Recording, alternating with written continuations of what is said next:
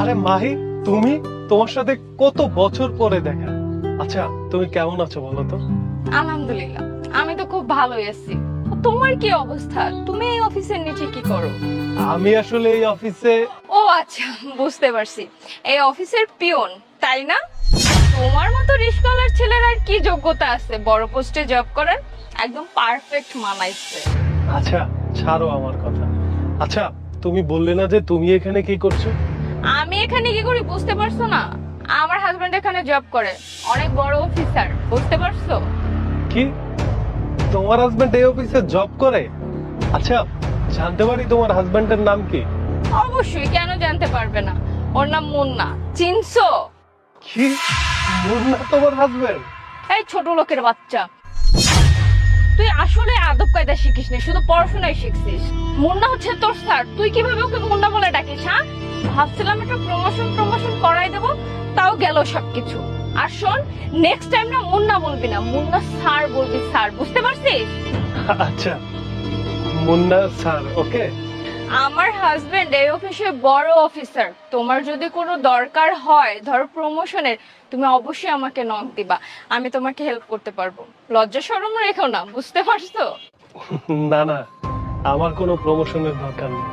আমি যেখানে আছি, যেমন আছি, আলহামদুলিল্লাহ, আল্লাহ আমাকে ভালো রেখেছে। তুমি যে ভালো আছো এটা দেখে আমার ভালো লাগছে। আর তুমি না একটুও বদলাওনি। আগেও যেমন মানুষকে ছোট করে দেখতে, এখনো ঠিক আগের মতোই মানুষকে ছোট করে দেখো। তোমার খুশি হতে আমার কোনো কিছুই যায় আসে না। তুমি তো বেচারা প্রিয়, তোমার অল্পতেই খুশি, অল্পতেই সুখ, কিন্তু আমার না, আমার সবকিছু পরিপূর্ণ লাগবে। তাই তো আল্লাহ আমার মনের আশা পূর্ণ করছে। এত ভালো জায়গায় আমার বিয়েটা হয়েছে, তুমি জানো আমার হাজবেন্ডের কত টাকা পয়সা। আর তাছাড়া আমি তো গাড়ি ছাড়া চলেই না, শুধুমাত্র আজকে আসলাম, আমার হাজবেন্ড খুলে চাবিটা রেখে আসছে ওকে দেওয়ার জন্য, বুঝতে পারছো? যাই হোক, তোমার মতো ছোট লোকের সাথে কথা বলে না আমি আমার সময়টা নষ্ট করতে চাচ্ছি না। এনি টাইম তুমি আমাকে কল করতে পারো যে কোনো প্রয়োজনে, তোমার যদি কোনো হেল্প লাগে, বুঝতে পারছো? আজকে আমি আসছি। আরে তুমি এখানে, আমি তোমাকে কতগুলা কল দিছি, ফোন কেন ধরতেছো না? স্যার, আপনি এখনো বাইরে দাঁড়িয়ে? স্যার, আপনি তো অনেক আগে অফিস থেকে বের হয়ে গিয়েছিলেন, এখনো বাইরে দাঁড়িয়ে কেন? আসলে গাড়িটা গ্যারেজে তো, তাই ভাবলাম হেঁটেই চলে যাই। মুন্না, তোমার কি মাথা নষ্ট হয়ে গেছে? হ্যাঁ, তুমি কাকে স্যার বলতেছো? সামান্য একটা পিয়নকে কেন স্যার বলবা তুমি? আশ্চর্য, তুমি কাকে কি বলতেছো? উনি আমার কোম্পানির বস। তো স্যার, গাড়ি আসতে লেট করবে, আপনি তো অফিসে গিয়ে ওয়েট করলেই পারতেন, আমি না হয় ডেকে দিতাম। না না, সমস্যা নেই, সময়ের মূল্য দিতে শিখেছি তো, তাই ভাবলাম হেঁটেই চলে যাই, শুধু শুধু বসে থেকে লাভ কি? তুমি কি বলছো? সত্যি উনি তোমার স্যার? আরে বাবা, সত্যি উনি আমাদের কোম্পানির বস। তোমাকে বাসায় গিয়ে আমি যার কথা বলি, উনি সেই ব্যক্তি। এই ব্যক্তির কারণে আমি এত দূর আসতে পেরেছি। 3 বছর আগে যখন আমি চাকরির জন্য ঘুরতেছিলাম, কেউ কিন্তু আমাকে চাকরি দেয়নি, এই স্যার আমাকে চাকরি দিয়েছে। আর এই কোম্পানিতে এসে এই যে আমার প্রমোশন দেখছো, সবকিছু এই স্যারের জন্য। আসলে সে শুধু আমার স্যার না, বলতে পারো ভাই। অফিসের প্রত্যেকটা কর্মী তাকে ফ্যামিলি মেম্বারের মতোই দেখে। স্যারের কাছ থেকে আমি অনেক কিছু শিখেছি। আসলে স্যার যদি না থাকতো আমি হয়তো এই পর্যন্ত আসতেই পারতাম না। স্যারের কাছ থেকে শিখেছি কিভাবে প্রতিকূল অবস্থায় নিজেকে দাঁড় করে রাখা যায়, কিভাবে কর্মীদের সাথে ভালো ব্যবহার করা যায়, সবকিছু স্যারের কাছ থেকে। আর তুমি জানো, স্যার কিন্তু খুব সাধারণ জীবনযাপন করতে পছন্দ করে। এই জন্য স্যার সবসময় এরকমই থাকে, কেউ দেখলে বুঝতেই পারে না যে কোম্পানির স্যার, কিভাবে বুঝবে? আমি তোমাকে বললাম যে অফিসের প্রত্যেকটা কর্মী তাকে স্যার না, নিজের আপন ভাই মনে করে। আর তুমি জানো, স্যার নাকি অতীত আছে, স্যার সেই অতীত থেকেই এতদূর পর্যন্ত আসছে। আসলে স্যার একটা গার্লফ্রেন্ড ছিল, আর সেই গার্লফ্রেন্ড স্যারকে ছেড়ে চলে যায় যখন তার অবস্থা খারাপ ছিল। তার বাবা ছিল একজন রিক্সা চালক, কিন্তু তার সেই জিদ কাজ করছে বিধায় আজকে সেই কোম্পানির মালিক। প্রথমে স্যার শুরু করে একটা রিক্সার গ্যারেজ দিয়ে, রিক্সার গ্যারেজ থেকে বাসের মালিক, বাস থেকে কোম্পানির মালিক। আসলে স্যারকে দেখে অনেক কিছু শিখার আছে। যাই হোক, তোমাকে বাকি কথা বাসায় গিয়ে বলবো। আর স্যারই বলেছিল যে আপনার ওয়াইফে একদিন নিয়ে আসবেন, নিয়ে এসে অফিসটা ঘোরাবেন, তাই তোমাকে বলেছিলাম যে আজকে আসো, অফিসে ঘুরে যাও। মুন্না সাহেব, সত্যি বলতে কি জানেন, ভালোবাসার জন্য যুদ্ধ করতে হয়।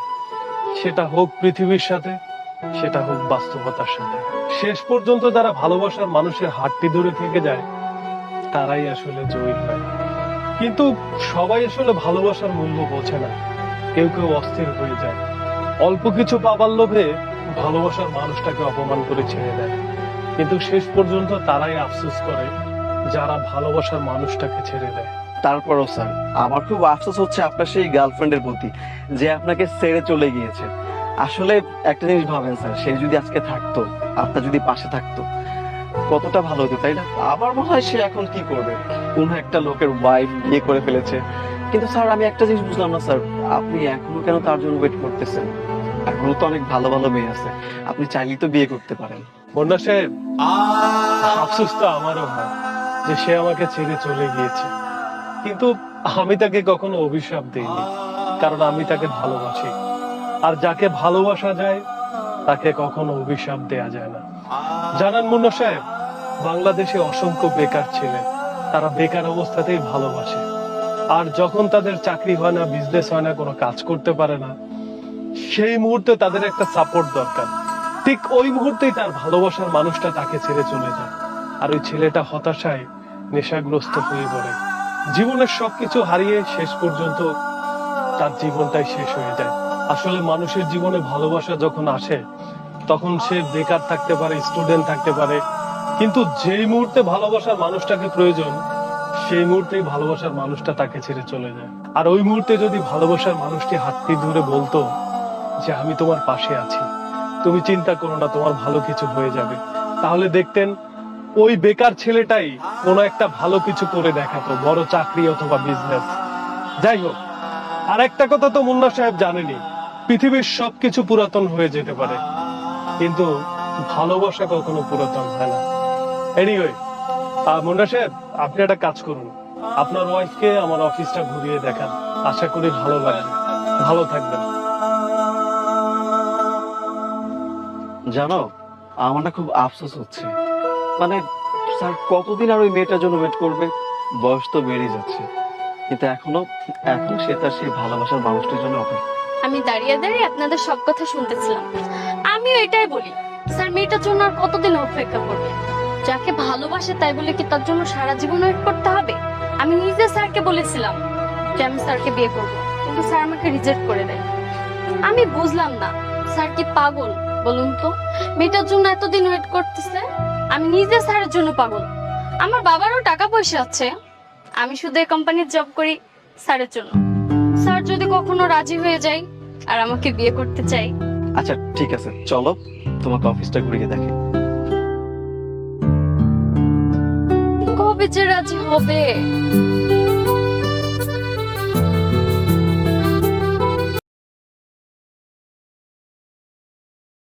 আরে এই মেয়ে, আচ্ছা এই কি ব্যাপার?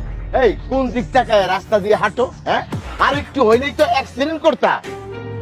কাকা আমি দুঃখিত, আমি না দেখি নাই, এই জন্য আপনার রিক্সার সাথে ধাক্কা খেয়েছি। আমি একটু অন্যমনস্ক ছিলাম। তুমি কইতেছো দেখি নাই, মাফ করে দিয়ে। একটা অঘটন যদি হয়ে যেত কি হইতো তখন? হ্যাঁ, নিশ্চয়ই তুমি কোনো দুশ্চিন্তার মধ্যে আছো। বাদ দেন কাকা, তেমন কিছু না, আমার ভুল হয়ে গেছে, আপনি আমাকে মাফ করে দেন, আমি আসি। মা শোনো, আমার কাছে লুকাইও না, আমি মুখ দেখলে কিন্তু আমি বুঝতে পারি। নিশ্চয়ই তুমি কোনো দুশ্চিন্তা করতেছো। এইভাবে দুশ্চিন্তা কইরা রাস্তা দিয়ে হাঁটতে গেলে অ্যাক্সিডেন্ট তো হইবা। মা কি হইছে তোমার? আমারে কই দেখো মা। কাকা তেমন কিছু না, বাদ দেন না, আমি যাচ্ছি। আমা তুমি বলো মা, যদি আমি তোমারে কোনো উপকার করতে পারি। আমার হাতে একজন ভালো সাহেব আছে, তুমি আমারে কও তো কইলা কি হইছে? চাচা, আমি অনার্স কমপ্লিট করে একটা জবের জন্য অনেক জায়গায় ইন্টারভিউ দিয়েছি, কিন্তু কোথাও জব হচ্ছে না। জানেন, আমার রেজাল্ট কিন্তু খুবই ভালো। আমি ভেবেছিলাম আমার বড় কোথাও একটা জব হবে, ভালো স্যালারি পাবো, আমি ভালোভাবে থাকতে পারবো, কিন্তু না, আমার সে কপাল নাই। যেখানে ইন্টারভিউ দিচ্ছি সেখানে জবের পাশাপাশি খারাপ কাজের প্রস্তাব আসতেছে। বস, অফিসের বসরা চায় আমি তাদের সাথে শারীরিক সম্পর্ক করি, কিন্তু আমার পক্ষে তো এটা সম্ভব না। আমি ওই ধরনের মেয়েই না। জানেন, আমি অনেক কষ্ট করে পড়াশোনা করছি, অনেক কষ্টে বড় হয়েছি। ছোটবেলায় আমার বাবা মারা যায়, ব্যাংকে যতটুকু টাকা পয়সা রেখে গেছিল, জমি জমা যতটুকু ছিল, জোর জবরদস্তি আমার চাচারা সবকিছু নিয়ে নেয়। আমি অনেক কষ্টে এত দূর আসছি, আর এখন আসার পর কি আমি এই ধরনের খারাপ কাজ করবো বলেন? আমি এখন টিউশনই করতেছি, পাশাপাশি জবটা খুঁজতেছি, কিন্তু আমার মনে হয় না জব করা হবে, আমার জীবন মনে হয় এভাবেই কাটবে। অন্যমনস্ক হয়ে হাঁটতে হাঁটতে আপনার এসে ধাক্কা লাগছে, আপনি আমাকে ক্ষমা করে দেন, আমার ভুল হয়েছে। দাঁড়াও মা, আমি তোমার কথা শুনলাম, বুঝতেও পারলাম তুমি খুব বিপদের মধ্যে আছো। হ মা, ঠিকই কইছো, এই সমাজে সুন্দরী মেয়েগো কোনো নিশ্চয়তা নাই। তয় মা, আমি তোমারে কথা দিচ্ছি, যেই সাহেবের কাছে আমি তোমার এখন নিয়ে যাবো, ইনশাল্লাহ তোমার কাজ হইব, তোমার উপকার হইব, তুমি আমার লগে চলো। না চাচা, আমি আর কোথাও যাব না, আর কোথাও চাকরির জন্য চেষ্টা করব না। অনেক সাহেবের কাছে, অনেক বসের কাছে গেছে, অনেক অফিসে গেছে, কিন্তু প্রত্যেকবারই তারা আমার রেজাল্টের দিকে না, আমার দক্ষতার দিকে না, আমার দেহের দিকে তাকায়। আমি আর কোনো কিছুর মধ্যে না, আমি চাকরিই করবো না, চাকরির আমার দরকার নেই। আপনি থাকেন চাচা, আমি যাই। মারে, আমি তোর বাবার মতো, তুই আমার মেয়ের মতো, আমার উপরে তুই বিশ্বাস করতে পারিস। তোরে দেখে আমার খুব মায়া লাগছে মা, আমি তোরে উপকার করতে চাই। আর মা শোন, এই দুনিয়ায় এখনো ভালো মানুষ আছে, ভালো মানুষ না থাকলে দুনিয়া চলতো না রে মা। সবাই এক পাল্লায় মাপিস না মা, আমার কথাটা শোন, তুই আমার লগে চল, তোর উপকার হইব। ওঠ মা। চাচা, আপনি যখন এত করে বলতেছেন, তাহলে আমি যাব আপনার সাথে। লাস্ট একবার আমি ট্রাই করে দেখি। আচ্ছা আচ্ছা মা, আমি বুঝতে পারছি, তুমি ওঠো, রিক্সায় ওঠো, আমি তোমার নিয়ে যেতেছি। ওঠো ওঠো, সাবধান সাবধান। হ্যাঁ,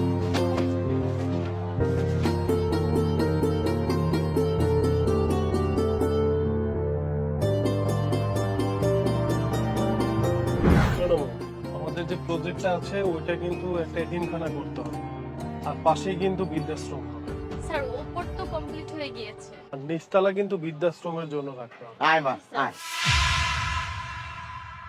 স্যার, আসসালামু আলাইকুম। ওয়ালাইকুম সালাম। চাচা কেমন আছেন?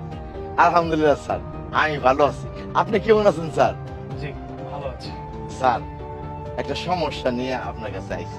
তাই আমার সমস্যা না, এই মায়াটার সমস্যা। সমস্যা? কি সমস্যা বলেন চাচা? এই মায়ার চাচারা, এই মায়ার সয় সম্পত্তি, ব্যাংকে অনেক টাকা ছিল, সবকিছু ওর চাচারা মাইরা দিচ্ছে। তাই এই মায়াটা খুব অসহায় স্যার। আমি ওর মুখে সব শুনে আমি ওরে বললাম যে আমার হাতে একজন সাহেব আছে, তার কাছে যদি তোমারে নিয়ে যেতে পারি, সেই সাহেব তোমারে উপকার করব। তাই আর কি ওরে আপনার কাছে নিয়ে আইলাম। স্যার, যেহেতু আপনি আমাদের বস্তিতে সব সময় সাহায্য করেন, তাই স্যার এইবার শেষবারের মতো আমারে আরেকটা উপকার করেন, এই মায়াডারে আপনি দেখেন কিছু করা যায় কিনা। ও আচ্ছা, বুঝতে পেরেছি। স্যার, আমি অনার্স কমপ্লিট করছি, আমার রেজাল্ট খুবই ভালো। আপনি আমার সিভি দেখলে বুঝতে পারবেন। আমি একটা জবের জন্য অনেক অফিসে ইন্টারভিউ দিছি, কিন্তু তারা বলছে আমি জব পাবো যদি তাদের সাথে আমি শারীরিক সম্পর্ক করি। কিন্তু আমি না এইভাবে জব নিতেই চাই না, আমি এ ধরনের মেয়েই না। সেই ছোটবেলায় আমার বাবা মারা গেছে, আমার জায়গা জমি যা কিছু ছিল বাবার রেখে যাওয়া সবকিছু আমার চাচারা জোর জবরদস্তি নিয়ে নিছে। আমি একা মেয়ে মানুষ, তাদের সাথে আমি কিছুই করতে পারিনি। আমি টিউশনি করে কোনো রকম আমার পড়াশোনা চালাইছি। এরপর ভাবছি আমার একটা জব হলেই দুঃখের দিন শেষ, কিন্তু দুঃখ আর আমার শেষ হচ্ছে না। আমি একটা ভালো জবই পাচ্ছি না। বুঝতে পেরেছি। আসলে কি জানেন আপু, ঢাকা শহরটা অনেক কঠিন। এখানে যেমন মানুষ বলে টাকা ওরে, বিষয়টা কিন্তু এমন না। কিন্তু আপনার যদি যোগ্যতা থাকে, আপনি সঠিক জায়গায় যেতে পারেন, সত্যি টাকা ওরে, আপনি ধরতে পারলেই হলো। আর যেটা বলছিলাম, ঢাকা শহরে সব মানুষ কিন্তু খারাপ না। যাই হোক, চাচা যেহেতু নিয়ে এসেছে, আসলে চাচাদের বস্তিতে আমি প্রচুর সাহায্য করি, আর তাদেরকে বলি যদি তাদের কারো আশ্রমের দরকার হয় আমাকে বলবেন। সত্যি বলতে কি জানেন, আমি অনেক কষ্ট করে মানুষ হয়েছি, আমি এতিমখানায় মানুষ হয়েছি।